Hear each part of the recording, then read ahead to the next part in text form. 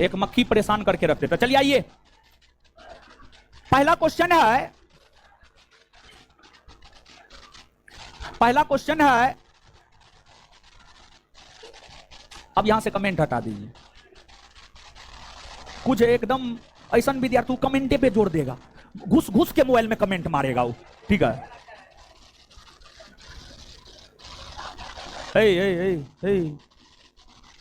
क्या है, मारेंगे एक चटका ले लाल हो जाएगा। चलिए अब ध्यान दीजिए सब लोग, ऊपर वाले लोग, आपको भी हम देख रहे हैं, आप लोग बदमाशी बहुत कर रहे हैं और पीछे में बहुत हल्ला करते हैं। चिन्हित करके हम एडमिशन कैंसिल कर देंगे, ठीक है, नहीं तो आराम से शांति से पढ़िए, ठीक है। आ जाइए, कालीबंगन किस नदी के किनारे स्थित? देखिए जो कालीबंगन है, कालीबंगन एक हड़प्पाई स्थल है और कालीबंगन का शाब्दिक अर्थ होता है काले रंग की चूड़ियां। कालीबंगन का शाब्दिक अर्थ होता है काले रंग की चूड़ियां, रंग की चूड़ियां। और जो कालीबंगा नामक हड़प्पाई स्थल है, यह भारत के राजस्थान राज्य में है, यह भारत के राजस्थान राज्य में है और यह भारत के राजस्थान राज्य में घग्गर नदी के तट पर है। भारत के राजस्थान राज्य में घग्गर नदी के तट पर है। और जो कालीबंगन है, इसकी खोज अमलानंद घोष ने, बीबी लाल ने, बीके थापर ने, इन सभी लोगों ने इसकी खोज किया है। तो जो कालीबंगा के खोजकर्ता हो गए, कालीबंगा के खोजकर्ता हो गए अमलानंद घोष, बीबी लाल और बीके थापर, ये सब इसके खोजकर्ता हो गए। अब देखिए ऑप्शन में राबी है, भोगबा है, सिंधु है। राबी नदी के तट पर एक हड़प्पाई स्थल है, उसका नाम है हड़प्पा।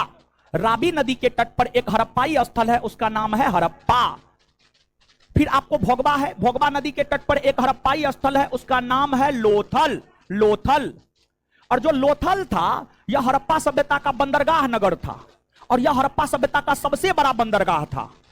सिंधु, सिंधु नदी के तट पर मोहनजोदड़ो और चनहुदरो है। सिंधु नदी के तट पर मोहनजोदड़ो और चनहुदरो है, मोहनजोदड़ो और चनहुदरो है। मोहनजोदड़ो की खोज राखलदास बनर्जी ने किया और चनहुदरो की खोज अर्नेस्ट मैके के दिशा निर्देशन में गोपाल मजुमदार के द्वारा किया गया, गोपाल मजुमदार के द्वारा किया गया। और जो मोहनजोदड़ो है, मोहनजोदड़ो का शाब्दिक अर्थ होता है मृतकों का टीला। इसे मृतकों का टीला इसलिए कहा जाता है क्योंकि यहां से भारी मात्रा में नरकंकाल की प्राप्ति हुई है, भारी मात्रा में नरकंकाल की प्राप्ति हुई है। समझ गए? एक सेकंड में आइए, याद कर लीजिए। ये लड़की को भगा दीजिए तो आगे से टाइम से आएगी। चलिए चले जाइए, आज का क्लास आपका खत्म है। अब धर्मशाला है क्या? जब मन होगा तब आएंगे। लड़की है तो इसका क्या, लड़की है तो उसका फायदा उठाइएगा। एकदम नहीं, लड़का लड़की सब एक समान। समझ गए? बताइए, कालीबंगन, कालीबंगन या कालीबंगा का शाब्दिक अर्थ क्या होता है? कालीबंगा कौन राज्य में है? इसके खोजकर्ता कौन कौन है? और देखिए, नक्काशीदार ईंट और जूते खेत का प्रमाण कालीबंगा से मिला है। तो नक्काशीदार ईंट और जूते खेत का प्रमाण कहां से मिला है? हड़प्पा कौन नदी के तट पर? हड़प्पा। और इसके खोजकर्ता दयाराम साहनी। हड़प्पा के खोजकर्ता लोथल कौन नदी के तट? लोथल कौन नदी के तट? और लोथल के खोजकर्ता रंगनाथ राव। लोथल के खोजकर्ता, लोथल के खोजकर्ता। हड़प्पा सभ्यता का बंदरगाह नगर कौन था? बंदरगाह नगर। सिंधु नदी के तट पर कौन कौन था? मोहनजोदड़ो। और मोहनजोदड़ो का शाब्दिक अर्थ मृतकों का, मोहनजोदड़ो का शाब्दिक अर्थ क्लियर है। लिपस्टिक का प्रमाण चनहुदरो से मिला। लिपस्टिक का प्रमाण,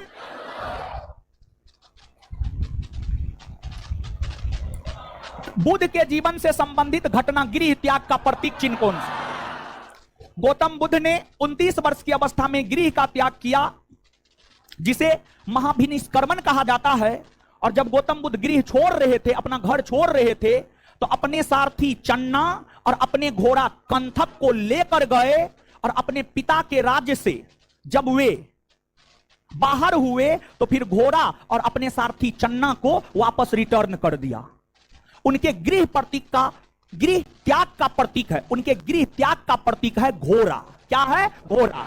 तो गौतम बुद्ध के गृह त्याग का प्रतीक क्या है? गृह त्याग का प्रतीक। और गौतम बुद्ध ने जो गृह का त्याग किया, उस घटना को बौद्ध धर्म के इतिहास में महाभिनिष्क्रमण कहा जाता है। क्या कहा जाता है? क्या कहा जाता है? अब देखिए, गौतम बुद्ध के जन्म का प्रतीक कमल और सांड। गौतम बुद्ध ने जो प्रथम उपदेश दिया उसका प्रतीक चक्र। चक्र गौतम बुद्ध के प्रथम उपदेश का प्रतीक चक्र। और गौतम बुद्ध ने प्रथम उपदेश सारनाथ में दिया, जिसे महाधर्म चक्र परिवर्तन कहा जाता है, जिसे महाधर्म चक्र परिवर्तन, महाधर्म चक्र परिवर्तन कहा जाता है। और पीपल जो है, गौतम बुद्ध को जो ज्ञान की प्राप्ति हुई है, गौतम बुद्ध बोध गया में पीपल वृक्ष के नीचे बैठकर तपस्या कर रहे थे और वहीं पर गौतम बुद्ध को ज्ञान की प्राप्ति हुई। अर्थात जो पीपल वृक्ष है यह ज्ञान प्राप्ति का प्रतीक है, यह ज्ञान प्राप्ति का प्रतीक है, याद रखिएगा। तो गौतम बुद्ध के जन्म का प्रतीक, जन्म का प्रतीक, प्रथम उपदेश का प्रतीक, प्रथम उपदेश का प्रतीक, ज्ञान का प्रतीक, ज्ञान का प्रतीक। गौतम बुद्ध ने प्रथम उपदेश कहां दिया? कहां दिया? गौतम बुद्ध के प्रथम उपदेश को क्या कहा जाता है? क्या कहा जाता है? महाधर्म चक्र परिवर्तन। चोल वंश के किस शासक ने गंगैकोंड चोल की उपाधि धारण की? देखिए, चोल वंश, हम लोग को दक्षिण भारत का इतिहास पढ़ना होता है। जब आप दक्षिण भारत के इतिहास को पढ़ेंगे तो वहीं पर चोल वंश के विषय में पढ़ना होता है।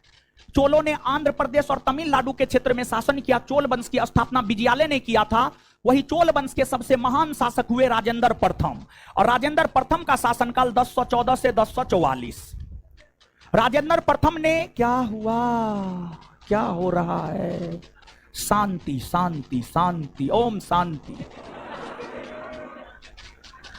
पढ़ने पर एनर्जी लगाइए। देखते हैं, हम दुनिया के किसी काम में एनर्जी नहीं लगा सकते पढ़ाने के अलावा, समझ गए? इसलिए पढ़ाने वक्त इतना बिना खाए पिए एनर्जेटिक फील करते हैं, समझ गए? और आपको विश्वास नहीं होगा, मेरा खाना होता है पर डे शाम में 3 से 4 के बीच में और रात में 1 से 2 के बीच में, समझ गए? 2 टाइम खाना खाते बाद बाकी चाहिए पीते हैं, लेकिन फिर भी कितना एनर्जेटिक फील करते हैं सुबह से लेकर रात तक, समझे? क्योंकि हम अपना पूरा एनर्जी इसी में लगाते हैं। आप लोग अपना पूरा एनर्जी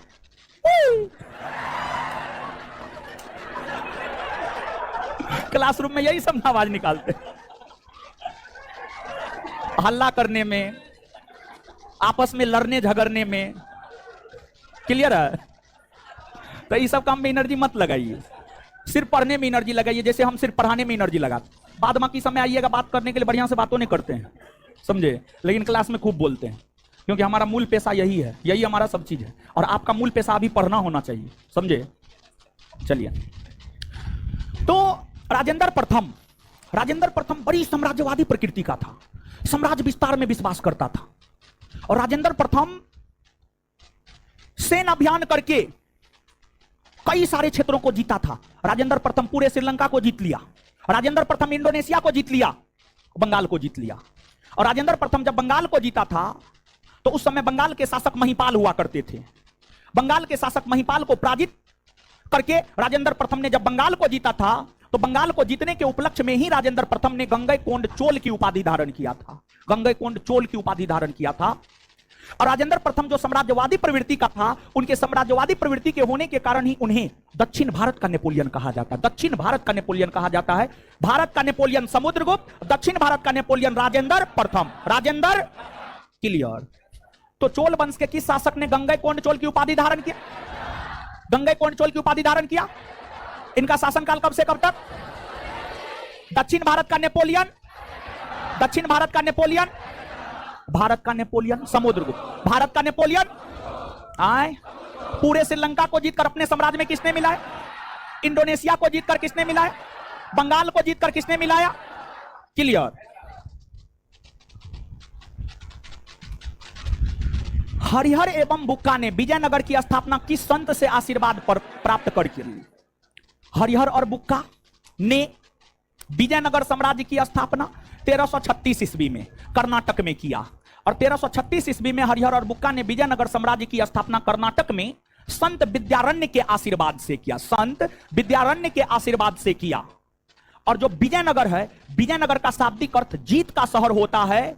और विजयनगर की राजधानी हुआ करती थी हम्पी। और विजयनगर का भरण पोषण तुंगभद्रा नदी किया करता था। विजयनगर का भरण पोषण तुंगभद्रा नदी विजयनगर का जो है आपको भरण पोषण किया करता था। और जिस विजयनगर साम्राज्य की स्थापना 1336 में हुई, उस विजयनगर साम्राज्य का पतन कालांतर में 1565 में हुआ तालीकोटा के युद्ध से। तालीकोटा के युद्ध से विजयनगर साम्राज्य का पतन हो गया और इस तालीकोटा के युद्ध को राक्षसी तंगड़ी या बन्नी हट्टी का युद्ध भी कहते हैं।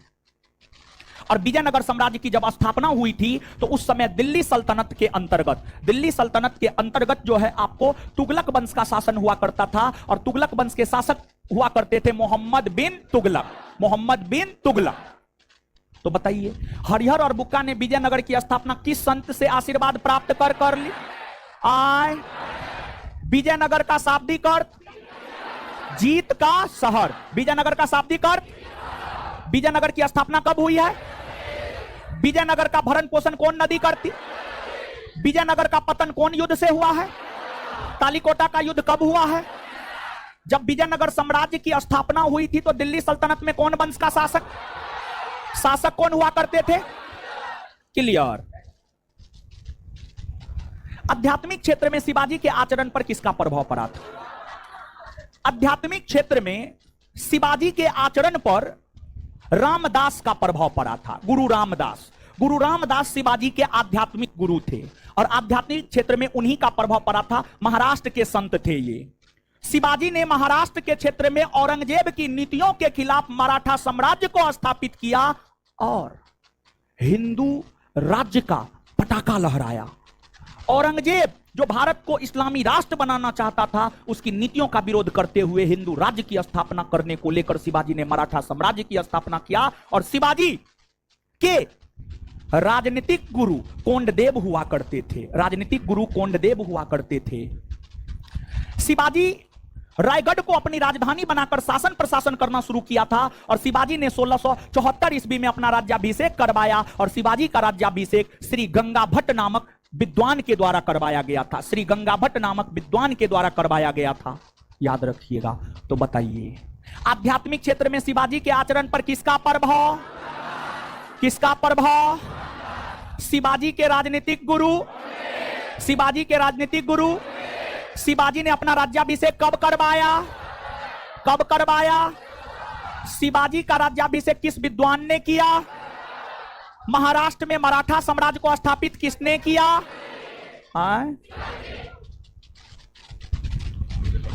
पुर्तगालियों ने अपनी पहली व्यापारिक कोठी कहां खोली? पुर्तगालियों ने अपनी पहली व्यापारिक कोठी केरल के कोचीन में मसालों के व्यापार पर एकाधिकार स्थापित करने को लेकर 1503 में खोला। तो पुर्तगालियों ने अपनी पहली व्यापारिक कोठी 1503 में केरल के कोचीन। अब देखिए, डच ईस्ट इंडिया कंपनी ने अपना पहला व्यापारिक कोठी 1605 में मसूलीपट्टनम में खोला। फिर अंग्रेजों ने अपना पहला व्यापारिक कोठी 1608 में सूरत में खोला अंग्रेजों ने। और अंग्रेजों ने ही अपना पहला व्यापारिक कोठी सूरत में नहीं खोला, बल्कि फ्रांसीसी ईस्ट इंडिया कंपनी ने भी अपना पहला व्यापारिक कोठी सूरत में ही खोला 1668 में। तो सूरत में ही फ्रांसीसी ईस्ट इंडिया कंपनी ने भी अपना व्यापारिक कोठी खोला 1668 ईस्वी में। तो याद रखिएगा आप इस बात को। तो बताइए आप हमको, पुर्तगालियों ने अपनी पहली व्यापारिक कोठी कहां खोली? कब खोली? डचों ने अपना पहला फैक्ट्री कहां खोला? कब खोला? अंग्रेजों ने अपना पहला व्यापारिक कोठी कहां खोला? कब खोला? फ्रांसीसियों ने अपना पहला व्यापारिक कोठी कहां खोला? कब खोला? क्लियर। चलिए, लंदन में Asiatic Society of great Britain की स्थापना कब हुई? लंदन में Asiatic Society of great Britain की स्थापना 1823 में हुई। कभी 1800।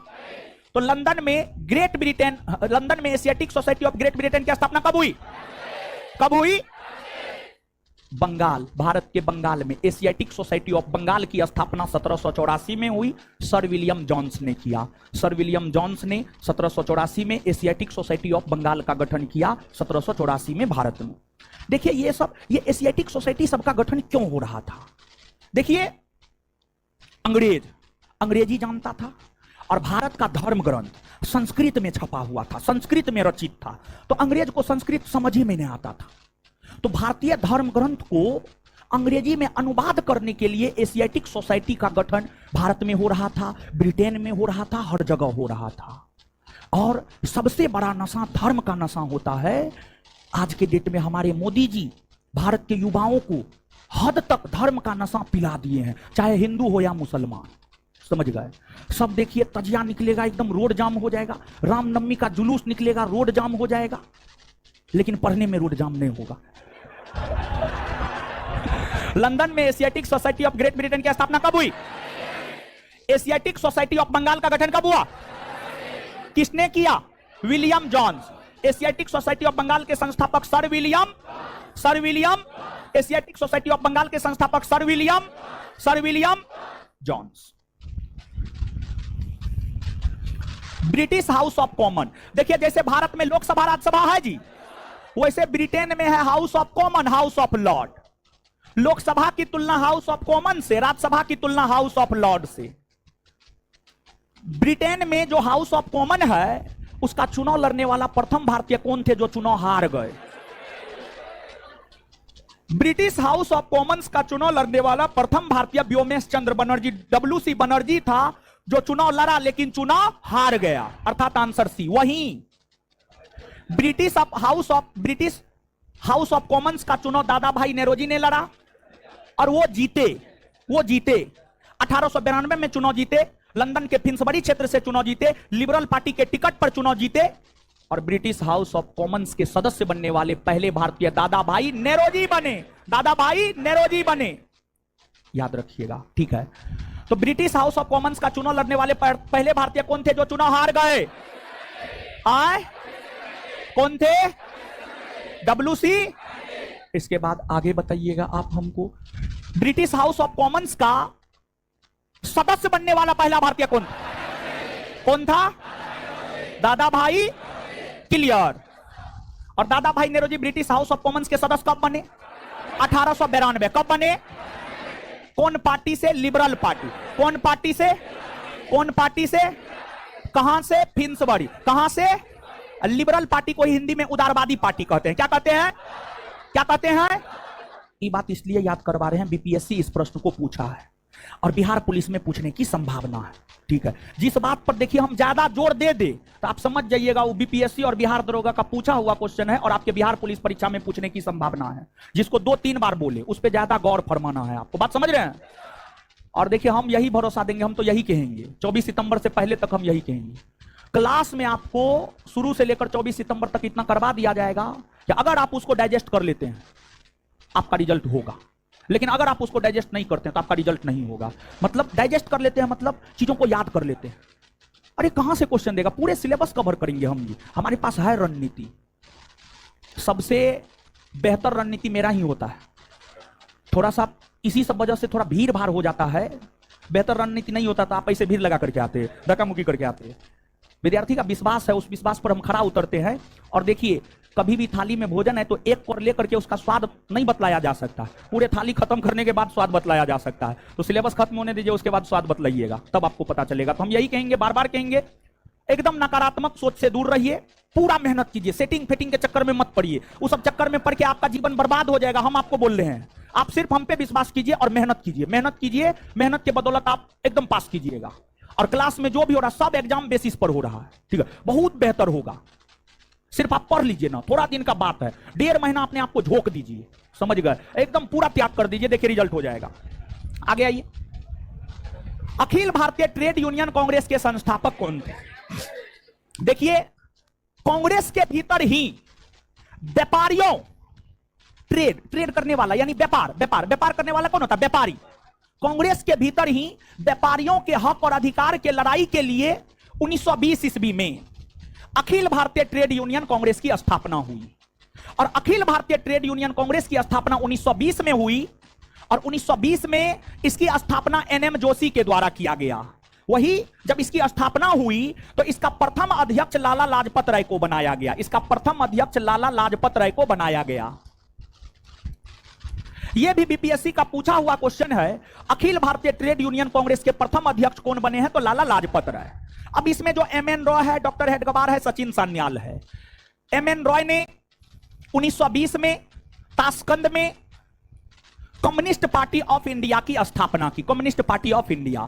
डॉक्टर हेडगेवार ने 1925 में राष्ट्रीय स्वयंसेवक संघ आरएसएस की स्थापना की। सचिंद्र सान्याल ने 1924 में हिंदुस्तान रिपब्लिकन एसोसिएशन की स्थापना की, जो कि एक प्रकार का क्रांतिकारी संगठन था। और हिंदुस्तान रिपब्लिकन एसोसिएशन नामक क्रांतिकारी संगठन ने ही काकोरी कांड को अंजाम दिया था 9 अगस्त 1925 को। अंग्रेजी सरकार की खजाना को लूट लिया था 9 अगस्त 1925 को, जो काकोरी कांड कहलाया। समझ गए? तो आइए, अखिल भारतीय ट्रेड यूनियन कांग्रेस की स्थापना कब हुई है? कब हुई है? इसके संस्थापक आए NM, Akhil Bharatiya trade union के प्रथम अध्यक्ष 1920 में ताशकंद में भारतीय कम्युनिस्ट पार्टी की स्थापना किसने किया? 1920 में ताशकंद में भारतीय कम्युनिस्ट पार्टी की स्थापना किसने किया? 1925 में आरएसएस की स्थापना किसने किया? 1925 में आरएसएस की स्थापना किसने किया? 1924 में हिंदुस्तान रिपब्लिकन एसोसिएशन की स्थापना किसने किया? सचिंद्र। क्लियर। भारतीय राष्ट्रीय कांग्रेस की प्रथम महिला अध्यक्ष, ये बताना पड़ेगा नहीं ना? पढ़ाए हैं ना? Answer any. और एनी बेसेंट कौन अधिवेशन की अध्यक्षता की थी? 1917 के कलकत्ता में हो रहे अधिवेशन, 1917 के कलकत्ता में हो रहे अधिवेशन। और एक बात बताइएगा, कितनी महिलाओं ने कांग्रेस अधिवेशन किया? कितनी? कौन कौन? यही तीनों ना? एनी बेसेंट, नलिनी सेनगुप्ता और सरोजनी नायडू ना? सरोजनी नायडू ने 1925 के कानपुर अधिवेशन, नलिनी सेनगुप्ता ने 1933 के कलकत्ता अधिवेशन, 1933 के कलकत्ता अधिवेशन। क्लियर है ये बात? और एक वो बात बताए, कांग्रेस की प्रथम भारतीय महिला अध्यक्ष श्रीमती। क्लियर। एक क्वेश्चन और पूछे, 2 पूछ रहे हैं। पहला बताइएगा, सर्वप्रथम कांग्रेस के किस अधिवेशन में महिलाओं ने भाग ली? 1889 का मुंबई अधिवेशन। और कांग्रेस के मन से कांग्रेस को संबोधित करने वाली प्रथम महिला कादम्बनी गांगुली। याद रखिएगा। आगे, फ्रांस एवं पर्सा के बीच सेडान का युद्ध कब हुआ है? 15 जुलाई 1870। देखिए, विश्व इतिहास का भी क्वेश्चन दे रहे हैं, समझिए। विश्व इतिहास भी आपके परीक्षा में पूछा जाता है। जानते, बिहार पुलिस का सिलेबस बड़ी व्यापक कर दिया है, खैर उससे मतलब नहीं है, समझ गए? तो याद रखिएगा आप इस बात को, युद्ध हुआ है, समझ गए? फ्रांस एवं पर्सा के बीच सेडान का युद्ध कब हुआ है? फ्रांस एवं पर्सा के बीच सेडान का युद्ध कब हुआ है? 15 जुलाई 1800। निम्नलिखित में जर्मन भाषा में बाइबिल का अनुवाद प्रस्तुत किसने किया? देखिए, जो बाइबिल है ईसाई धर्म का सबसे पवित्र ग्रंथ है। बाइबिल का जर्मनी भाषा में अनुवाद मार्टिन लूथर ने किया था। मार्टिन लूथर जर्मनी का रहने वाला था, जर्मन भाषा का जानकार था, इसलिए उन्होंने जर्मन भाषा में बाइबिल का अनुवाद किया। और जैसे भारत में सुधारवादी आंदोलन की शुरुआत आधुनिक काल में बंगाल से हुई, और बंगाल से सुधारवादी आंदोलन की शुरुआत राजा राम मोहन राय ने किया, उसी प्रकार से वैश्विक स्तर पर धार्मिक सुधार आंदोलन की शुरुआत इंग्लैंड से हुई। वैश्विक स्तर पर धार्मिक सुधार आंदोलन या धर्म सुधार आंदोलन की शुरुआत इंग्लैंड से हुई, और इंग्लैंड से धर्म सुधार आंदोलन की शुरुआत मार्टिन लूथर ने किया। याद रखना है आपको, यानी वैश्विक स्तर पर आधुनिक काल में सुधारवादी आंदोलन के प्रवर्तक या धर्म सुधार आंदोलन के प्रवर्तक मार्टिन लूथर। इसके बाद उस धर्म सुधार आंदोलन को आगे बढ़ाने का काम जॉन विक्लिफ ने किया था, जिस वजह से जॉन विक्लिफ को धर्म सुधार आंदोलन का प्रातःकालीन तारा कहा जाता है। इसे धर्म सुधार आंदोलन का प्रातःकालीन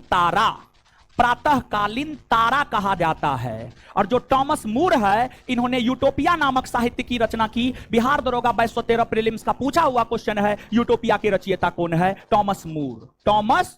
याद रखिएगा। तो एक सेकंड में बता दीजिए, जर्मन भाषा में बाइबिल का अनुवाद प्रस्तुत किसने किया? किसने किया? वैश्विक स्तर पर धर्म सुधार आंदोलन की शुरुआत कहां से हुई? कहां से हुई? धर्म सुधार आंदोलन के प्रवर्तक धर्म सुधार आंदोलन का प्रातःकालीन तारा किसे कहा जाता है? प्रातःकालीन तारा यूटोपिया के लेखक एस्टोनिया की राजधानी है तालिन। कहां है? तालिन।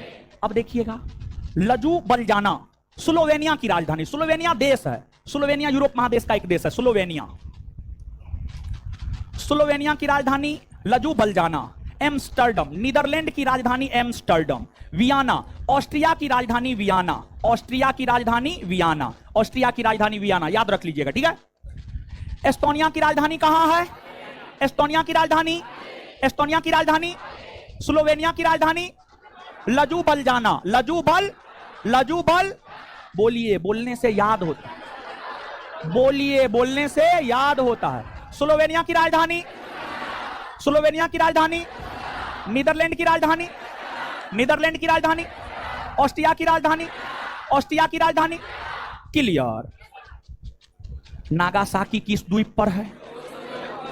देखिए, जापान का एक प्रमुख शहर है नागासाकी। जापान में हजारों द्वीप है, लेकिन बड़े द्वीप में क्यूशु द्वीप, होन्शु द्वीप, होकेडो द्वीप, यही सब द्वीप आता है। नागासाकी क्यूशु द्वीप पर है। कौन द्वीप पर है? क्यूशु द्वीप पर है। और देखिए, जापान की राजधानी टोक्यो है, आप सब लोग जानते हैं। और जो जापान की राजधानी टोक्यो है, ये होन्शु द्वीप पर है, और आप सब लोग जानते हैं इंडोनेशिया की राजधानी जकार्ता, और इंडोनेशिया की राजधानी जो जकार्ता है, ये जो है आपको जावा द्वीप पर है। कौन द्वीप पर? जावा द्वीप पर। तो नागासाकी किस द्वीप पर है? नागासाकी किस द्वीप पर? जापान की राजधानी टोक्यो किस द्वीप पर? जकार्ता किस द्वीप पर है? यहां पर। अच्छा, ठीक है, आगे कोई बात नहीं। भारत किस पड़ोसी देश के साथ सबसे लंबा सीमा साझा? कौन? बांग्लादेश ना।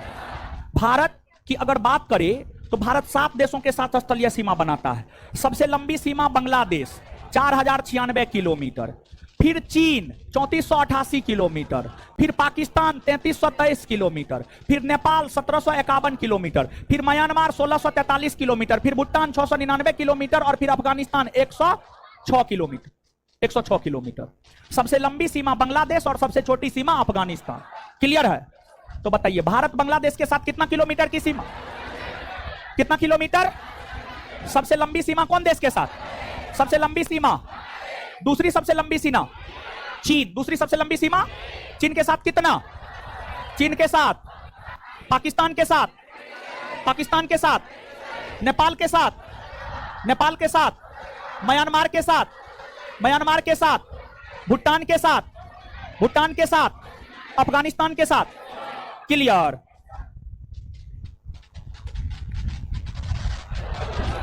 बारालाचा दर्रा किस राज्य में? बारालाचा दर्रा है हिमाचल प्रदेश। कहां है? देखिए, हिमाचल प्रदेश के दर्रा को याद रखने का ट्रिक है शराब। स से सिपकीला, र से रोहतांग, और ब से बारालाचा। समझ गए? याद रखिएगा। क्लियर है? तो सिपकीला दर्रा, रोहतांग दर्रा, बारालाचा दर्रा कौन राज्य में है? कौन राज्य में? चलिए, लद्दाख में। जोजिला दर्रा, काराकोरम दर्रा, ये सब लद्दाख में है। तो जोजिला और काराकोरम दर्रा सब कहां है? बनिहाल दर्रा, पीरपंजाल दर्रा जम्मू कश्मीर में। बनिहाल पीरपंजाल, माना, नीति, लिपुलेख, मुलिंगला सब उत्तराखंड में। इसको याद रखने का ट्रिक है मनाली। मां से माना, मां से मुलिंगला, ना से नीति, ली से लिपुलेख। तो माना, नीति, लिपुलेख, मुलिंगला सब कहां है? उत्तराखंड में। माना, नीति, लिपुलेख, मुलिंगला दर्रा कहां है? उत्तराखंड में। उत्तरी भारत के मैदानी भाग में शीत ऋतु में वर्षा किस कारण से होता है? देखिए, ध्यान दीजिएगा। भारत उत्तर है, दक्षिण है, पूरब है, पश्चिम है। भारत में वर्षा मुख्यतः वर्षा ऋतु में होता है। और भारत में वर्षा दक्षिणी पश्चिमी मानसून से होता है। अभी वर्षा ऋतु है, वर्षा ऋतु 15 जून से 15 सितंबर, अभी वर्षा ऋतु है, इसलिए वर्षा होता है। और कल वर्षा के कारण ही क्लास नहीं हुआ था। और भारत में सबसे ज्यादा वर्षा दक्षिणी पश्चिमी मानसून से होता है, जिसकी उत्पत्ति हिंद महासागर में होती है। तो भारत में सबसे ज्यादा वर्षा कौन मानसून से? दक्षिणी पश्चिमी मानसून। दक्षिणी पश्चिमी, भारत में सबसे ज्यादा वर्षा कौन मानसून से होता है? दक्षिणी पश्चिमी, दक्षिणी पश्चिमी।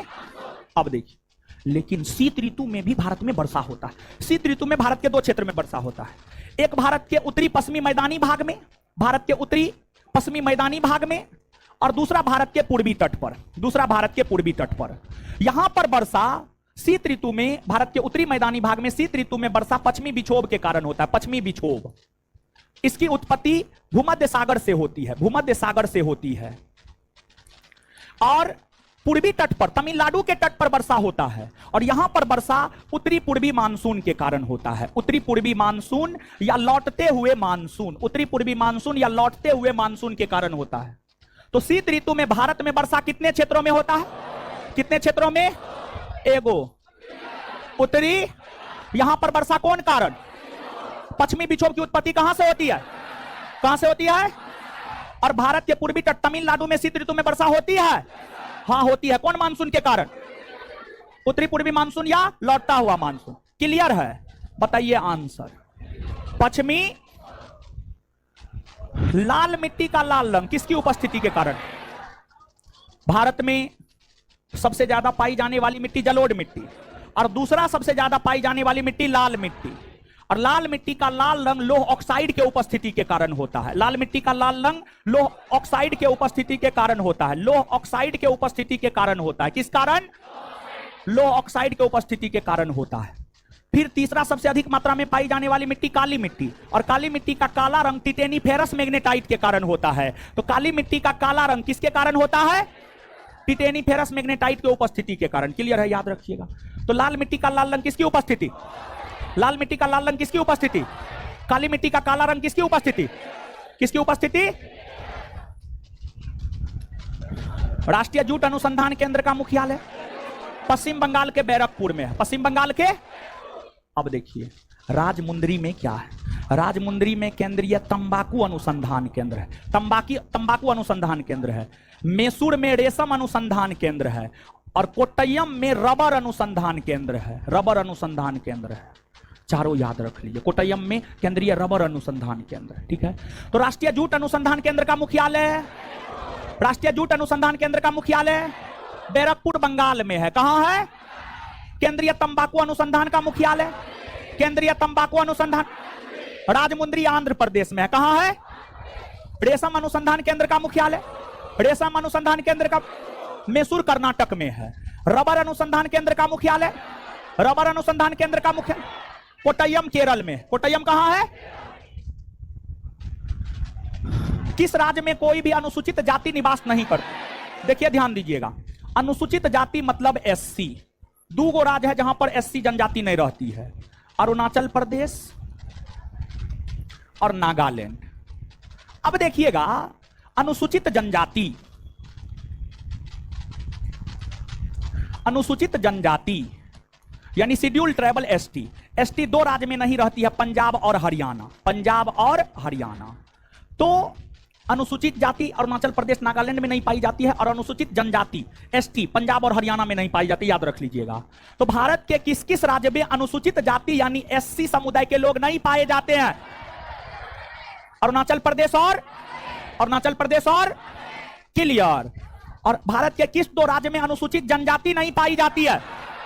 किस राज्य में? किस राज्य में? संविधान सभा द्वारा झंडा को कब स्वीकार किया गया? संविधान सभा द्वारा भारत के राष्ट्रीय ध्वज के तौर पर तिरंगा को 22 जुलाई 1947 को स्वीकार किया गया। 22 जुलाई 1947। आगे 24 जनवरी 1950 को राष्ट्रगान के तौर पर जनगण मन और राष्ट्रगीत के तौर पर वंदे मातरम को स्वीकार किया गया। 26 जनवरी 1950 को भारत का संविधान लागू हुआ। भारत का संविधान लागू हुआ। तो बताइए, भारत के राष्ट्रगान के तौर पर जनगण मन और राष्ट्रगीत के तौर पर वंदे मातरम गीत को कब स्वीकार किया गया? कब स्वीकार किया गया? भारत का संविधान लागू कब हुआ? भारत का संविधान लागू कब हुआ? भारत का संविधान लागू कब हुआ? बिहार दरोगा का पूछा हुआ क्वेश्चन है ये, आपके बिहार पुलिस में पूछा जा सकता है।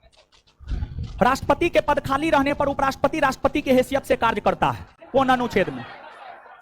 भारतीय संविधान का अनुच्छेद 65 कहता है कि अगर राष्ट्रपति का पद खाली होता है तो राष्ट्रपति के तौर पर काम उपराष्ट्रपति करेंगे, यानी अनुच्छेद 65। अनुच्छेद 66 उपराष्ट्रपति के निर्वाचन यानी उपराष्ट्रपति के चुनाव के विषय में बताता है, चुनाव। फिर अनुच्छेद 63 कहता है भारत का एक उपराष्ट्रपति होगा, भारत का एक उपराष्ट्रपति होगा और उपराष्ट्रपति का पद यूएसए से लिया गया है। अनुच्छेद 64 कहता है उपराष्ट्रपति राज्यसभा का पदेन सभापति होगा, उपराष्ट्रपति राज्यसभा का पदेन सभापति होगा, राज्यसभा का पदेन सभापति होगा, राज्यसभा का पदेन सभापति होगा। याद रखिएगा, याद कर लेते हैं 1 सेकंड में। राष्ट्रपति के पद खाली रहने पर उपराष्ट्रपति राष्ट्रपति के तौर पर कर्तव्य, राष्ट्रपति की हैसियत से कार्य, कौन अनुच्छेद के तहत कर, कौन अनुच्छेद? उपराष्ट्रपति के निर्वाचन के विषय में जानकारी, कौन अनुच्छेद? उपराष्ट्रपति के निर्वाचन के विषय में जानकारी, कौन अनुच्छेद कहता? भारत का एक उपराष्ट्रपति होगा, भारत का एक उपराष्ट्रपति होगा। उपराष्ट्रपति का पद कौन देश से लिया गया? कौन देश से? उपराष्ट्रपति राज्यसभा का पदेन सभापति होगा, कौन अनुच्छेद कहता? उपराष्ट्रपति राज्यसभा का पदेन सभापति होगा, कौन अनुच्छेद कहता? कौन अनुच्छेद कहता है? अनुच्छेद 64। अंडमान निकोबार द्वीप समूह की सबसे ऊंची पर्वत चोटी कौन? देखिए ध्यान दीजिएगा, अंडमान निकोबार द्वीप समूह, अंडमान निकोबार द्वीप समूह ये है। अंडमान निकोबार द्वीप समूह की सबसे ऊंची पर्वत चोटी है सैडल पीक, जो कि उत्तरी अंडमान में है। उत्तरी अंडमान में सैडल पीक है जो कि सबसे ऊंची पर्वत चोटी है, इसकी ऊंचाई है 738 मीटर, 738 मीटर। और अंडमान निकोबार द्वीप समूह के अंतर्गत उत्तरी अंडमान के बाद मध्य अंडमान आता है। मध्य अंडमान में एक पर्वत है, ये उत्तरी अंडमान है, उत्तरी अंडमान में सैडल पीक है। फिर मध्य अंडमान है, मध्य अंडमान में माउंट डियो वाली है, माउंट डियो वाली, माउंट डियो वाली है। और फिर दक्षिणी अंडमान है, फिर दक्षिणी अंडमान है। और दक्षिणी अंडमान की अगर आप बात करेंगे तो दक्षिणी अंडमान में माउंट हैरियट और माउंट कोयोबो, माउंट हैरियट और माउंट कोयोबो जैसे पर्वत है, माउंट कोयोब जैसे पर्वत है। फिर आपको अंडमान निकोबार द्वीप समूह के सबसे दक्षिण में ग्रेट निकोबार है। और ग्रेट निकोबार की अगर हम लोग बात करें तो ग्रेट निकोबार में माउंट थुलियर है, ग्रेट निकोबार में माउंट थुलियर है, माउंट थुलियर है। देखिए ध्यान दीजिएगा, इसको बताने के पीछे कारण है, पूछा जाता है और पूछा जा सकता है, पूरी संभावना है। क्या पूछा जाता है? तो कौन पर्वत कौन अंडमान पर है? तो यहां पर हम आपको बताएं, उत्तरी अंडमान में सैडल पीक है, मध्य अंडमान में माउंट डियोवाली है, दक्षिणी अंडमान में माउंट हैरियट और माउंट कोयोब है, और ग्रेट निकोबार में माउंट थुलियर है। याद रख लीजिएगा आप इस बात को। और सबसे ऊंची पर्वत चोटी सैडल पीक है, वही दूसरी सबसे ऊंची पर्वत चोटी माउंट थुलियर है। क्लियर है? तो 1 सेकंड में बता दीजिए तो सैडल पीक कौन अंडमान में है? सैडल पीक कौन अंडमान में है? अंडमान निकोबार द्वीप समूह की सबसे ऊंची पर्वत चोटी, ऊंचाई मध्य अंडमान में कौन पर्वत है? दक्षिणी अंडमान में कौन है? माउंट हैरियट और ग्रेट निकोबार में, ग्रेट निकोबार में अंडमान निकोबार द्वीप समूह की दूसरी सबसे ऊंची पर्वत चोटी mount, answer saddle peak. Brahmaputra नदी किस हिमानी से निकलती है? ब्रह्मपुत्र नदी तिब्बत के मानसरोवर झील के चेमयुंगदुंग हिमनद से निकलती है। तिब्बत के मानसरोवर झील के चेमयुंगदुंग हिमनद। ब्रह्मपुत्र नदी किस हिमानी से निकलती है? चेमयुंगदुंग हिमानी, चेमयुंगदुंग हिमानी। देखिए ध्यान दीजिएगा, यहां पर तिब्बत में मानसरोवर झील है, तिब्बत के मानसरोवर झील में चेमयुंगदुंग हिमनद है, यहीं से जो है आपको निकलती है ब्रह्मपुत्र नदी। अपने उद्गम से पूरब की ओर बहती है और नामचा बरबा के समीप यू टर्न लेकर अरुणाचल प्रदेश में प्रवेश करती है, और फिर असम होते हुए असम में बहती हुई या ब्रह्मपुत्र नदी बांग्लादेश में प्रवेश करती है और बांग्लादेश में अपना जल बंगाल की खाड़ी में गिराती है। समझ गए? तो याद रखिएगा, ब्रह्मपुत्र नदी की हिमानी से निकलती है, ब्रह्मपुत्र नदी की हिमानी से निकलती। क्लियर है? आगे देखिए, सनोखिया बाब हिमनद से सिंधु नदी निकलती है। कौन नदी निकलती है? सिंधु। और राकसताल से सतलज निकलती है, राकसताल से सतलज, सतलज नदी। तो सनोखिया बाब हिमनद से कौन नदी निकलती है? कौन नदी? राकसताल से, राकसताल से। आगे, सबसे लंबा अवधि तक एक ही विभाग का कार्यभार संभालने वाली केंद्रीय मंत्री राजकुमारी अमृता कौर। राजकुमारी लंबे समय तक स्वास्थ्य मंत्री बनी रही है और देश की प्रथम स्वास्थ्य मंत्री बनी है। क्लियर है? राज्यसभा की सदस्यता के लिए न्यूनतम उम्र 30 वर्ष। कितना वर्ष? यहां पर देखिए, ध्यान दीजिएगा, राष्ट्रपति, उपराष्ट्रपति और राज्यपाल बनने के लिए उम्र 35 वर्ष। राज्यसभा का सदस्य और विधान परिषद का सदस्य, विधान परिषद का सदस्य बनने के लिए उम्र 30 वर्ष, 30 वर्ष। लोकसभा का सदस्य, विधानसभा का सदस्य, प्रधानमंत्री, मुख्यमंत्री, इस सब बनने के लिए उम्र कम से कम चाहिए 25 वर्ष, 25 वर्ष। फिर आपको पंचायती राज के अंतर्गत मुखिया सब बनने के लिए और नगर पालिका के अंतर्गत वार्ड सदस्य सब बनने के लिए उम्र कम से कम होना चाहिए 21 वर्ष। कितना वर्ष? याद रख लीजिएगा इस बात को, कुछ ना कुछ पूछा जा सकता है यहां से, ठीक है? तो एक सेकंड में ये बताइए, राष्ट्रपति उपराष्ट्रपति राज्यपाल बनने के लिए, राष्ट्रपति उपराष्ट्रपति राज्यपाल बनने के लिए, राज्यसभा का सदस्य विधान परिषद का सदस्य बनने, लोकसभा विधानसभा प्रधानमंत्री मुख्यमंत्री बनने, पंचायती राज नगर पालिका, किस संविधान संशोधन के तहत मतदाता की आयु 21 वर्ष से घटाकर 18 वर्ष कर दिया गया? 61वां संविधान संशोधन 1989। 61वां संविधान संशोधन 1900। तो मतदान की आयु को 21 वर्ष से घटाकर 18 वर्ष के संविधान संशोधन, 61वां संविधान संशोधन 1900। अब देखिए आगे 86वां संविधान संशोधन 2002 के तहत जो है भारतीय संविधान के अंतर्गत एक नया अनुच्छेद, अनुच्छेद 21 का क जोड़ा गया, जिसके तहत शिक्षा के अधिकार को मूल अधिकार का दर्जा दिया गया। और इसी के तहत 11वां मौलिक कर्तव्य जोड़ा गया, जिसमें कहा गया 6 से 14 आयु वर्ग के बच्चों को निःशुल्क एवं अनिवार्य शिक्षा उनके माता पिता या संरक्षक उपलब्ध करवाए। फिर 52वां संविधान संशोधन 1985 के तहत संविधान में 10वीं अनुसूची जोड़कर उसमें जो है दल बदल कानून को लागू किया गया, दल बदल कानून को लागू किया गया। क्लियर है? याद रखिएगा। नेक्स्ट, संसदात्मक शासन प्रणाली कहां से लिया गया? संसदात्मक शासन प्रणाली लिया गया है ब्रिटेन। कहां से? संसदात्मक शासन प्रणाली कहां से लिया गया है? ब्रिटेन। भारतीय संविधान के किस भाग में सहकारी समिति की चर्चा है? सहकारी समिति की चर्चा है 9 के ख, 9 के क में नगर पालिका, नगर पालिका, 4 के क में मौलिक कर्तव्य, मौलिक कर्तव्य, और 14 के क में अधिकरण, अधिकरण, ट्रिब्यूनल, संस्था है, एक प्रकार का संस्था का चर्चा है। समझ गए? तो एक सेकंड में बता दीजिए, भारतीय संविधान के किस भाग में सहकारी समिति की चर्चा है? सहकारी समिति की चर्चा है, नगर पालिका की चर्चा, मौलिक कर्तव्य, अधिकरण, मुख्य चुनाव आयुक्त का वेतन प्रति माह।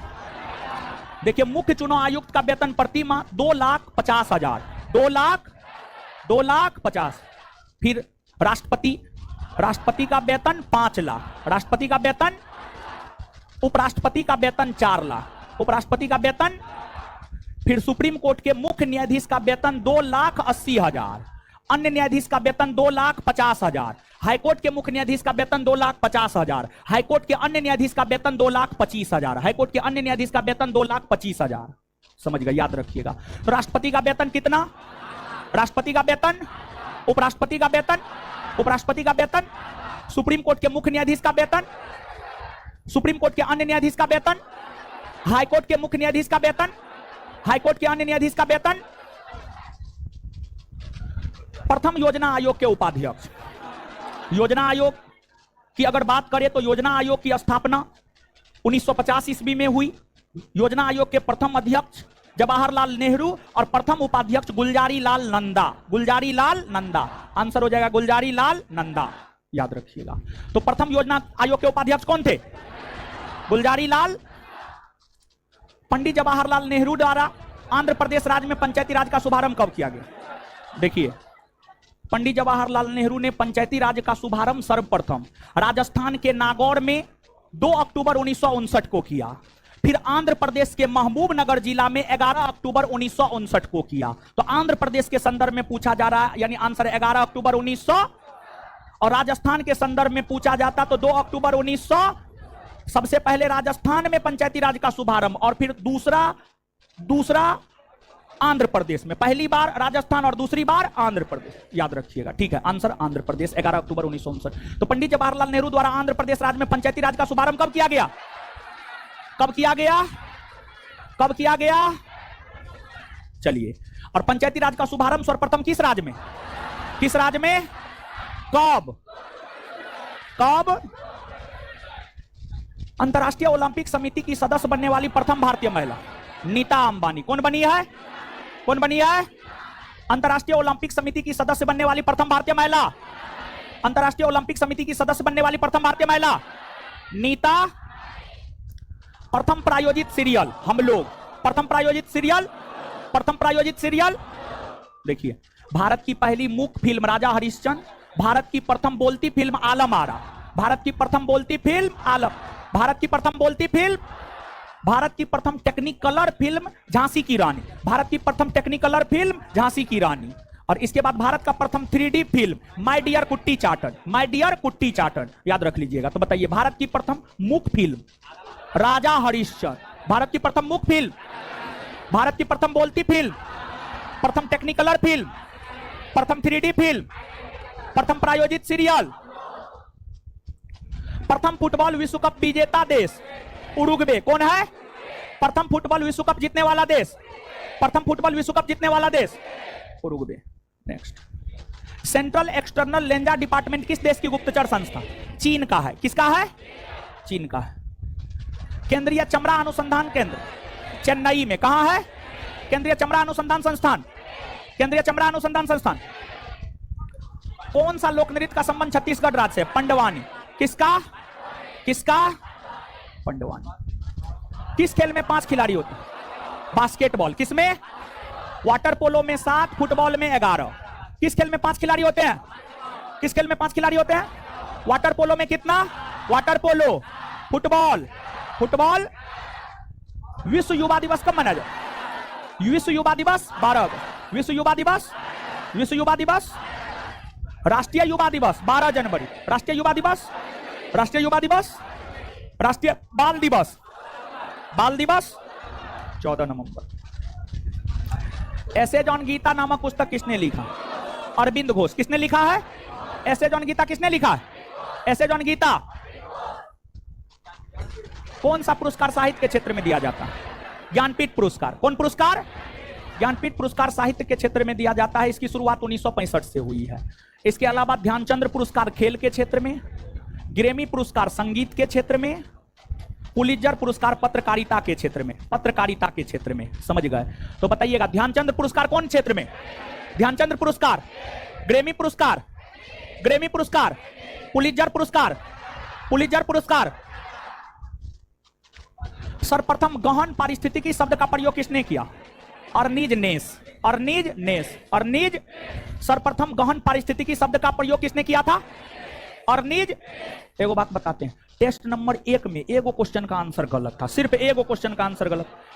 एनडीए का मुख्यालय खड़गवासला, एनडीए का मुख्यालय खड़ग। अपना दिमाग नहीं लगाना है। एगो लड़का या लड़की, हमको पता नहीं चला लड़का था या लड़की, वो मैसेज किया हमारे सेगमेंट में, हम डिस्कशन करवा करके गए, उसके बावजूद हमारे व्हाट्सएप मैसेज किया 8 नंबर, 34 नंबर, 35 नंबर गलत है, जबकि वो मेरा सेगमेंट था, हम क्लास में डिस्कस करके गए। उसमें कैसे गलत हो सकता है? क्या बात करते हैं आप? जो हम बता दिए ब्रह्मा जी का लकीर है, चाहे कोनो बुक कुछ हो के, जो हम बताए वो याद रखिए आप, अपना दिमाग मत लगाइए। समझ गए?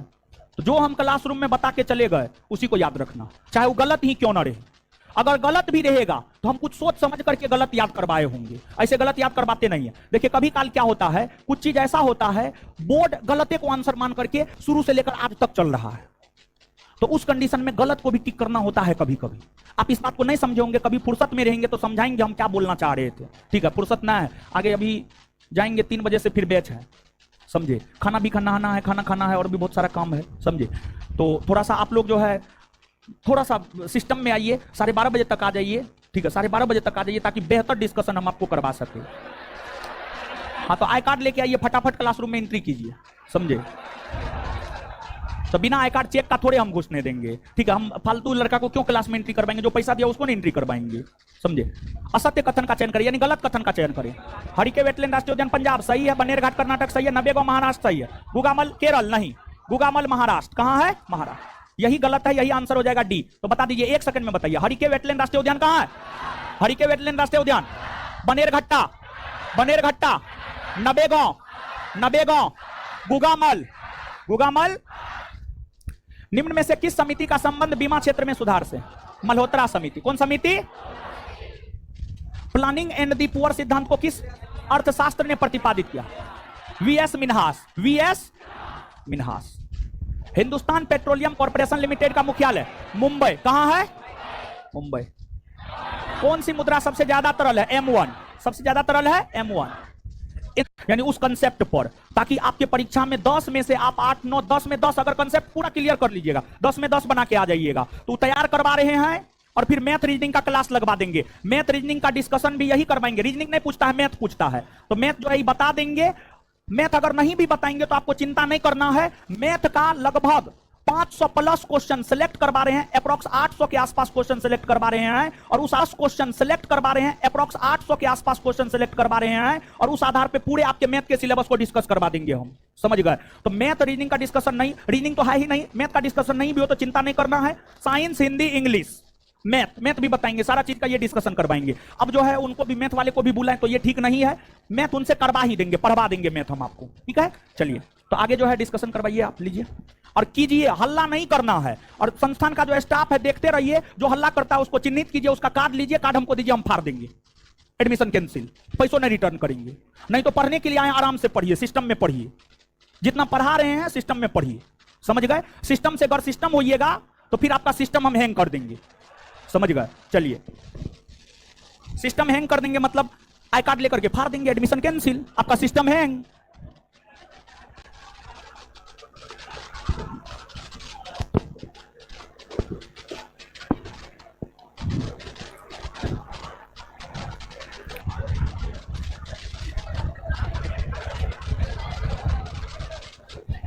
इसको उधर करने के लिए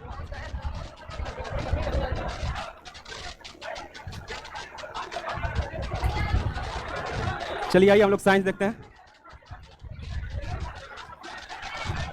आपका साइंस में पहला क्वेश्चन है, ज्योति फ्लक्स का एसआई मात्रक। ज्योति फ्लक्स का एसआई मात्रक ल्यूमेन। केल्विन किसका है? ताप का। अभी जस्ट 64 पोस्ट दरोगा का एग्जाम हुआ था, उसमें ताप का एसआई मात्रक पूछा था, केल्विन दिया था, डिग्री सेल्सियस दिया था और 2 ऑप्शन दिया था। तो ध्यान रखेंगे जब ताप का एसआई बोले तो क्या होगा? केल्विन। और मोल, मोल किसका होगा?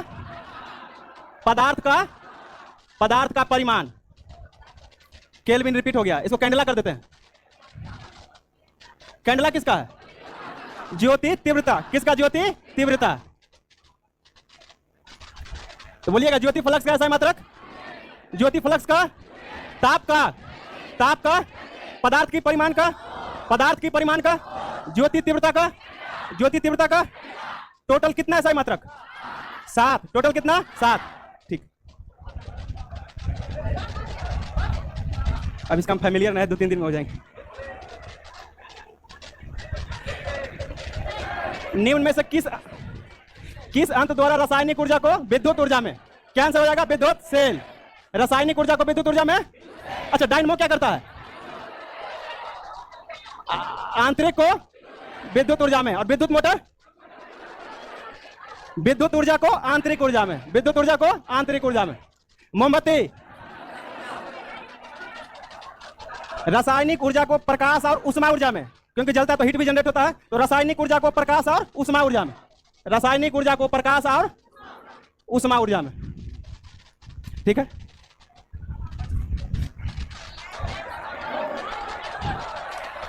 सायंता पूछ रहा है, सायंता गुण किसमें पाया जाता है? गैस एवं ठोस में क्यों नहीं पाया जाता? सायंता होता क्या है? पदार्थ का वैसा गुण जो अपने सतहों के बीच होने वाले घर्षण का विरोध करता हो। तो क्या ठोस में सतह पाया जाता है? उसका अंतर आणविक स्थान इतना नजदीक होता है कि उसमें सतह नहीं पाया जाता। सिर्फ द्रव और गैस में सतह पाया जाता है, इसीलिए सायंता का गुण किसमें? गैस और द्रव में। तो सायंता गुण गैस और द्रव में। क्वेश्चन है, गामा किरण की खोज किसने किया था? गामा किरण की खोज पॉल विलार्ड। अच्छा, रोएंटगन किसका खोज किया था? एक्स किरण। रोएंटगन किसका? एक्स किरण। और रीटर परावैग्निक किरण। रीटर किसका? परावैग्निक किरण। हर्सेल अवरक्त किरण। हर्सेल अवरक्त किरण।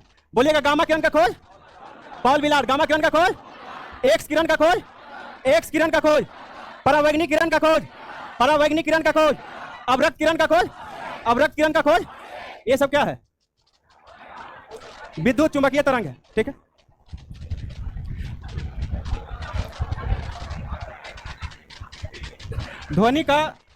ध्वनि का एक माध्यम से ध्वनि दूसरे माध्यम में जाने पर निम्न में से किसका कोई परिवर्तन नहीं होता? आवृत्ति, ध्वनि जब एक माध्यम से दूसरे माध्यम में जाएगा तो उसका आवृत्ति में कोई चेंज नहीं होगा। ध्यान रखिए, किसमें कोई चेंज नहीं होगा? आवृत्ति में।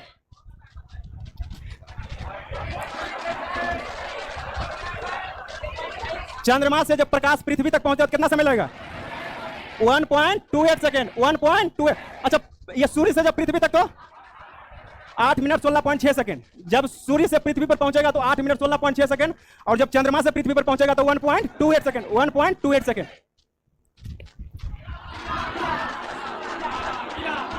अच्छा, हमको लग रहा है कुछ ज्यादा स्पीड होगी, उस दिन भी हम थोड़ा स्पीड थे।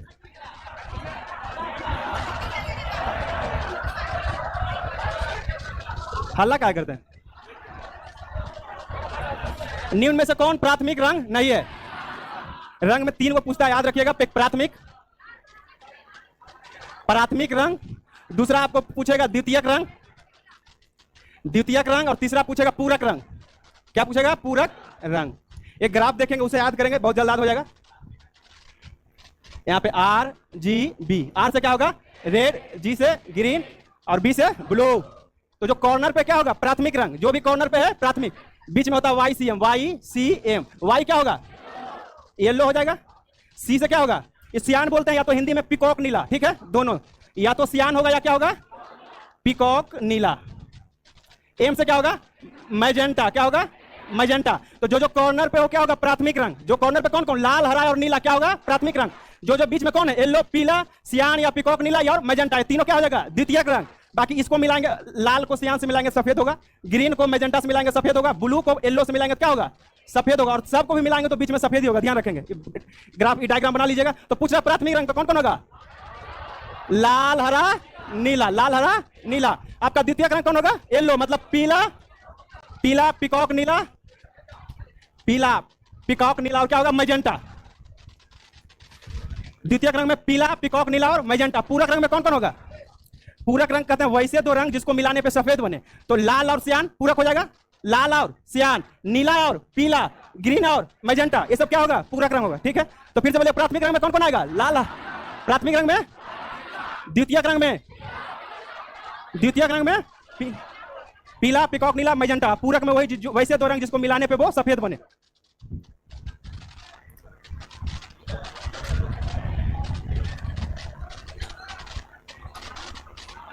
अच्छा, विद्युत धारा के चुंबकीय प्रभाव की खोज।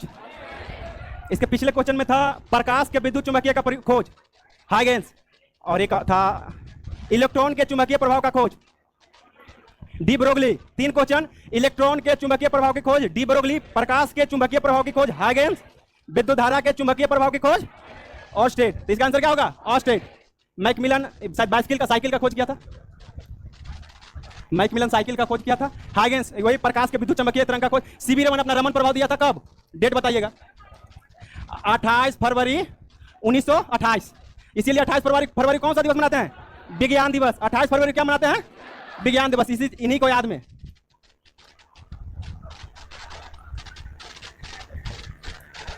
रमन प्रभाव कब? 28 फरवरी 1928। विज्ञान दिवस 28 फरवरी। ठीक है,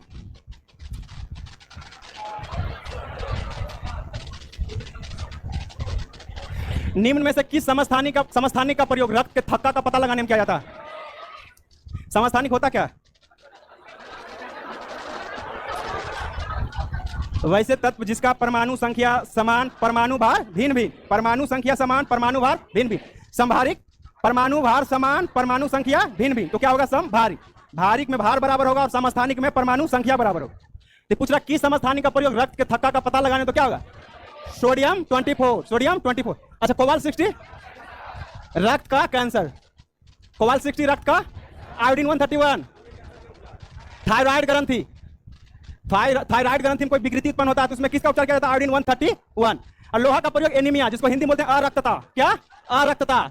अरक्तता में किसका प्रयोग? लोहा 59, जिसको एनीमिया भी बोलते हैं। तो लोहा 59 का प्रयोग किसमें? लोहा 59 का प्रयोग। आयोडीन 131 का प्रयोग। आयोडीन 131 का प्रयोग। कोबाल्ट 60 का प्रयोग। कोबाल्ट 60 का प्रयोग। सोडियम 24 का प्रयोग। सोडियम 24 का प्रयोग।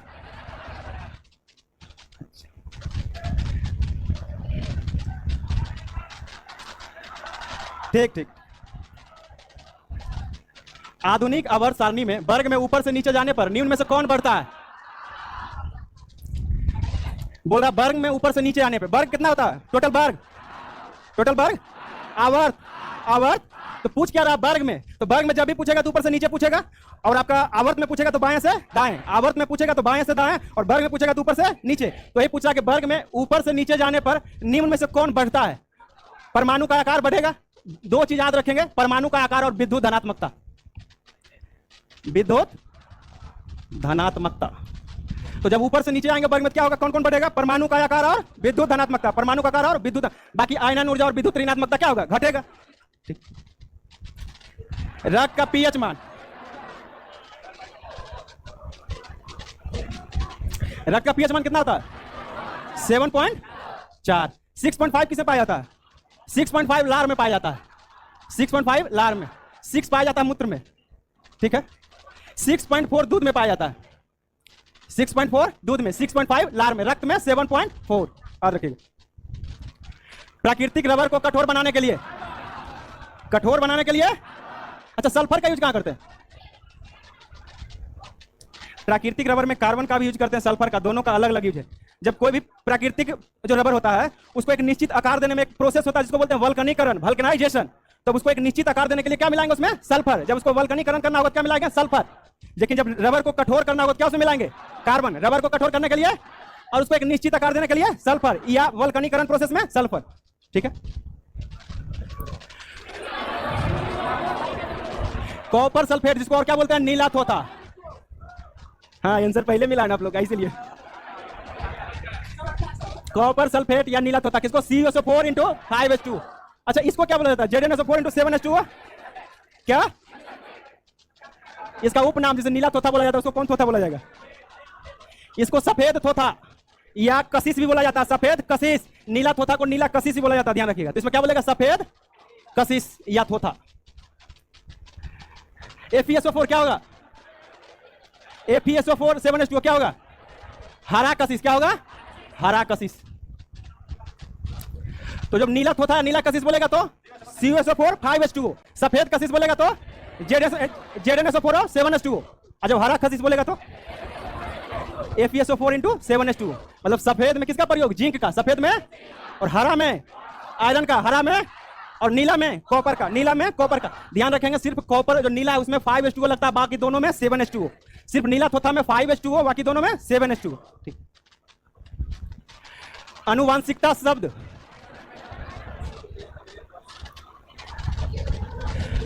बोल रहे अनुवांशिकता शब्द किसने दिया? William Watson. अनुवांशिकता शब्द विलियम वाटसन। अच्छा, जोहानसन क्या दिया? जीन। जीन शब्द का प्रतिपादन किसने किया? जोहानसन। और अनुवांशिकता शब्द विलियम वाटसन। ग्रेगर मेंडल अनुवांशिकी का जनक। ग्रेगर मेंडल क्या बोलेंगे? अनुवांशिकी का जनक। और अनुवांशिकता का इकाई किसको बोलेंगे? जीन को। अनुवांशिकता का इकाई जीन। अनुवांशिकी का जनक ग्रेगर मेंडल। अनुवांशिकी का जनक। जीन शब्द किसने दिया? जोहानसन। जीन शब्द, अनुवांशिकता शब्द विलियम वाटसन। अनुवांशिकता शब्द विलियम वाटसन।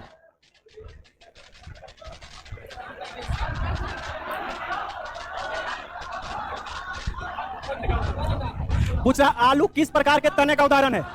आलू किसका है? कंद का। तना को 4 पार्ट में बांटा गया, कंद, घन कंद, सल्क कंद और प्रकंद। सबका एग्जांपल पूछता, याद रखेंगे। आलू किसका है? घन कंद में कौन आता है? वेंडा और केसर। वेंडा और केसर, वेंडा और केसर। इसमें और आता है जिमी कंद। जिमी कंद जानते हैं? जिमी कंद को ही बोला जाता है सूरन। नहीं जानते? इसको ही बोला जाता है ओल।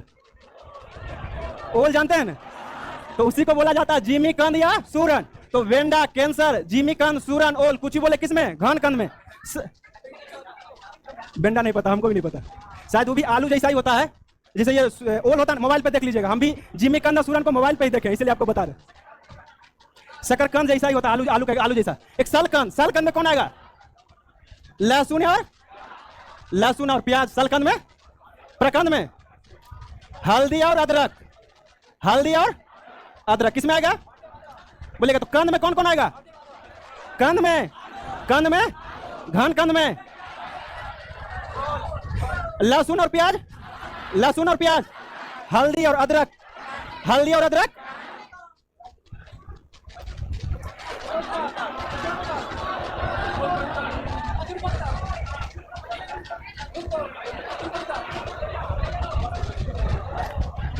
निम्न में से कौन से उत्तक के कारण पादपों में लचीलापन? इसका जस्ट पीछे बताए थे, लेकिन वो इंग्लिश में था। मृदु उत्तक को क्या बोलते हैं? पैरेनकाइमा। क्या बोलते हैं? पैरेनकाइमा। स्थूल कोण उत्तक को कोलेनकाइमा। और दृढ़ उत्तक को स्क्लेरेनकाइमा। तो पैरेनकाइमा का क्या काम है? भोजन का संग्रह।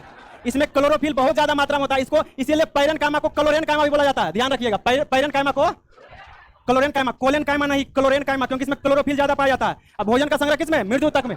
पौधे को लचीलापन, स्थूल कोण उत्तक। पौधे को लचीलापन, पौधे को दृढ़ता और मजबूती, दृढ़ उत्तक। पौधे को दृढ़ता और मजबूती। और जाइलम तो पता है क्या है? अच्छा, जल को, प्लांट में जल जब ऊपर नीचे होता है किस प्रोसेस से? प्रोसेस पूछता है। क्या होता है प्रोसेस? परासरण।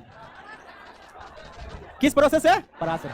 जहां भी लिक्विड ऊपर नीचे जाना हो ना, लिक्विड जैसे जल और कुछ भी लिक्विड, तो परासरण। और जहां गैस का बात आएगा तो विसरण। याद रखिएगा, गैस का बात आए तो विसरण, और लिक्विड हो तो परासरण।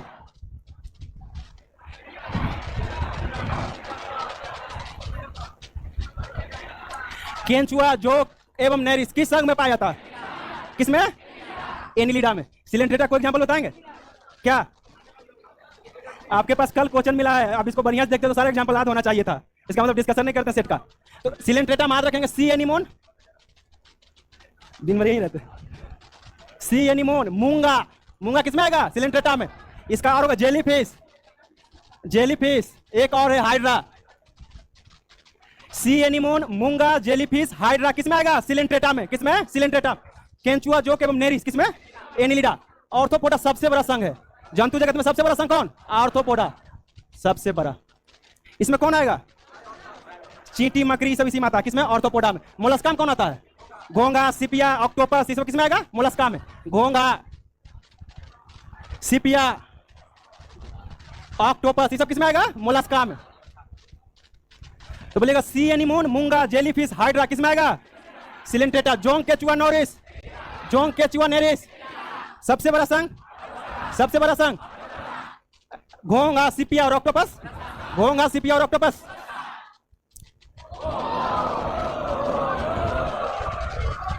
हो गया, हो गया।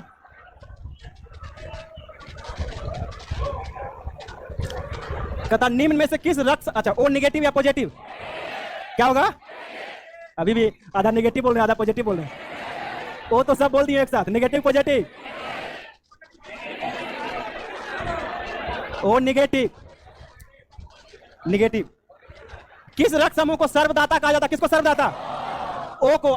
सर्वग्राही, सर्वग्राही। अच्छा, ओ में क्या नहीं पाया जाता है? क्या नहीं पाया जाता है? ओ में एंटीजन नहीं पाया जाता। और ए बी में क्या नहीं पाया जाता है? Antibody, anti. तो सर्वदाता बोलेगा तो ओ सर्वग्राही, ए बी। ओ में क्या नहीं पाया जाएगा? एंटीजन। और ए बी में क्या नहीं पाया जाएगा? एंटीबॉडी। ए बी में क्या नहीं पाया जाएगा? एंटीबॉडी।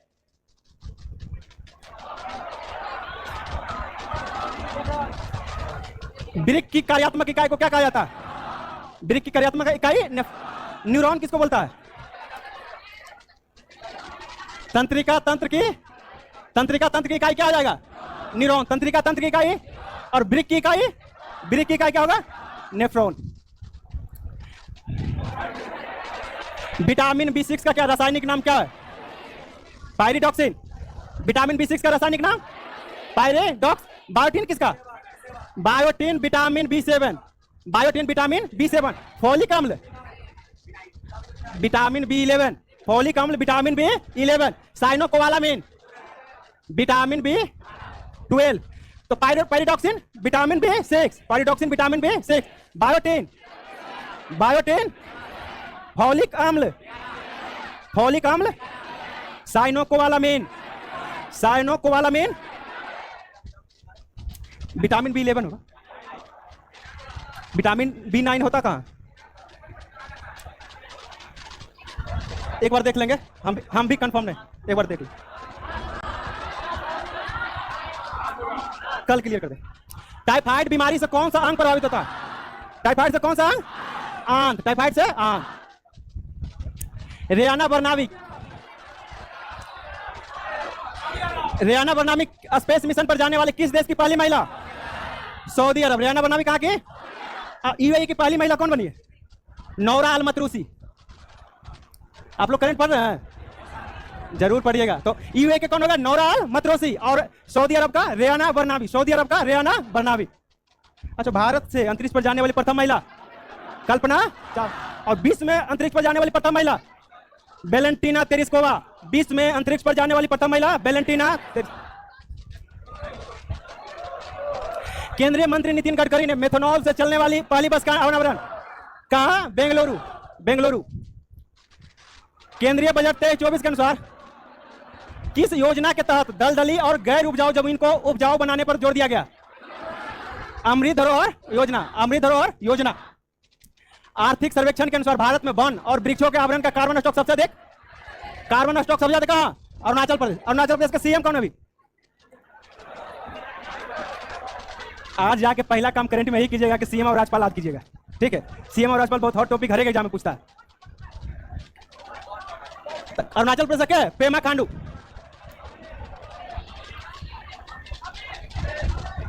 के बिरला फाउंडेशन द्वारा किस भाषा की लेखिका शिवशंकरी को उनकी कृति सूर्यवंशम के लिए वर्ष 2022 के सरस्वती सम्मान, किस भाषा के लिए? अभी 2023 का सरस्वती सम्मान मिला ना, तो पूछेगा किस भाषा मिला? तो तमिल। किसको मिला? तो शिवशंकरी। किसको मिला? उनका कृति क्या था? सूर्यवंशम। कृति क्या था? सूर्यवंशम। ये जो सरस्वती सम्मान किसके द्वारा दिया जाता? के बिरला फाउंडेशन। किसके द्वारा? ठीक है, मैथ है ना, 1200 होगा, ठीक है?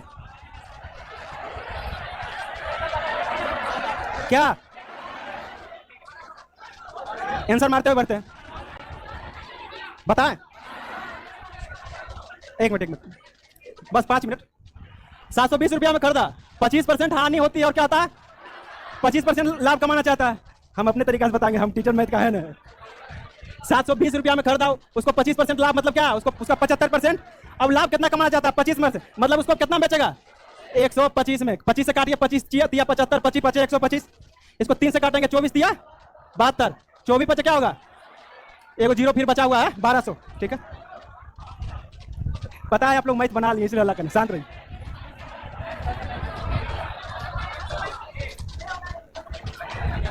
प्रथम 45 प्राकृत संख्याओं का योग कितना? मतलब 1 से लेकर कितना तक? इसका फॉर्मूला एपी पढ़ेंगे एसएन। एसएन बराबर n/2 into 2a plus n-1। n-1 होगा इंटू डी, है ना? इसमें पुट कीजिएगा। इसका आंसर आपका होगा 1035। साइकिल द्वारा एक व्यक्ति 150 मीटर दूरी 25 सेकंड में, तो बोल रहा है किलोमीटर पर घंटा, तो इसको क्या करेंगे? 150 बटा 25 किलोमीटर, ये मीटर पर सेकंड है। किलोमीटर पर सेकंड बदलने के लिए 18 बटा 5 से गुना कर देंगे। कितना आएगा इसका? 21.6 किलोमीटर पर घंटा। 2000 का 18 माह का 6%। साधारण ब्याज कितना? 180। एक कमरे में इतना रुपये प्रति वर्ग मीटर की तरफ से फर्श बिछाने खर्च कितना लगता है? 510 रुपया। कमरे की लंबाई 8 मीटर, तो उसकी चौड़ाई बना। कमरा का पहले क्षेत्रफल क्या होता है? डरते भी कहीं ऊपर नीचे नहीं भाग जाए। कमरा की लंबाई चौड़ाई होता है ना, कमरा का क्षेत्रफल। तो लंबाई कितना दिया हुआ है? चौड़ाई पूछ रहा है, तो चौड़ाई x मान लेते हैं। लंबाई गुने चौड़ाई, लंबाई 8, चौड़ाई x इंटू कितना खर्च हुआ प्रति वर्ग मीटर? ये तो टोटल क्षेत्रफल निकला, जितना भी वर्ग मीटर आएगा टोटल क्षेत्रफल। अब उसका प्रति वर्ग मीटर में 8, इतना सारे 8 रुपया खर्च होता है। अब इसको इसे गुना करेंगे, टोटल बराबर कितना? 500। एक सब वैल्यू निकालेंगे, चौड़ाई आ जाएगा, आपका आंसर हो जाएगा 7.5 मीटर, ठीक है?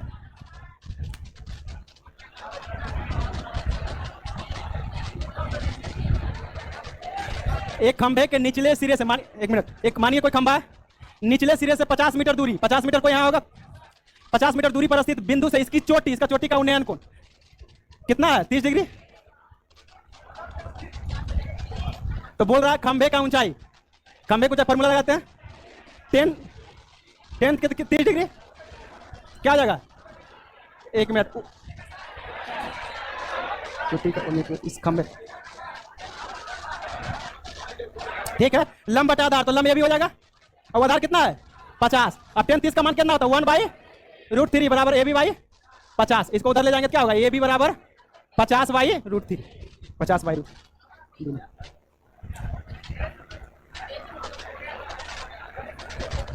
एक वर्ग का क्षेत्रफल 529 है, तो इसका वर्ग का क्षेत्रफल है, तो साइड कितना हो जाएगा? साइड 23 हो जाएगा। अब बीकन बीकन क्या होता है, √2 × a होता है, तो 23 √3 हो जाएगा। ठीक है, 324 होगा। वैल्यू पुट करना है 5/3 इसका आंसर होगा। क्या होगा इसका 3। ठीक है, बताएं।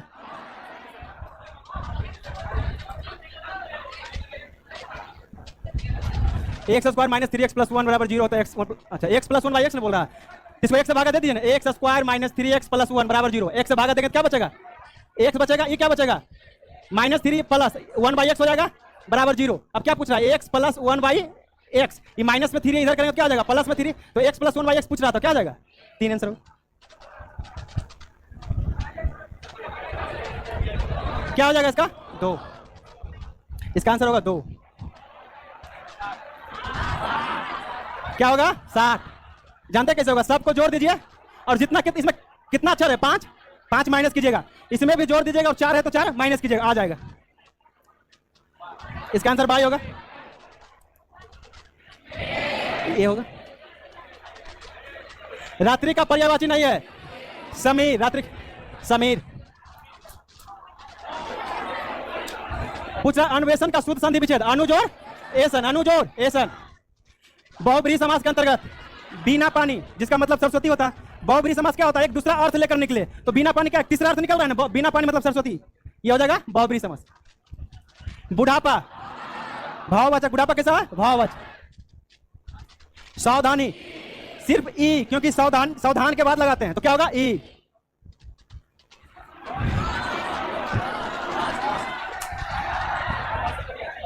बोल रहे इसमें समझा दीजिए, इसको हमको खुद नहीं समझ में आ रहा है। इसमें होगा लॉस्ट, इंग्लिश पढ़ते ना, हमने पढ़े। इसका होगा क्या question, vigilant tadpole, the young of a frog, tadpole होगा। An area in your range of vision that you can not see properly, D हो जाएगा। साइंस है लास्ट में, सबसे छोटा पुष्प बुल्फिया, सबसे बड़ा पुष्प, सबसे बड़ा पुष्प, सबसे छोटा बीज, सबसे छोटा बीज आर्केड, सबसे बड़ा बीज, सबसे बड़ा बीज बोलिएगा, सबसे छोटा पुष्प बुल्फिया और सबसे बड़ा पुष्प रफलेसिया, सबसे छोटा बीज आर्केड और सबसे बड़ा बीज कोकोडीमा। हो गया, धन्यवाद।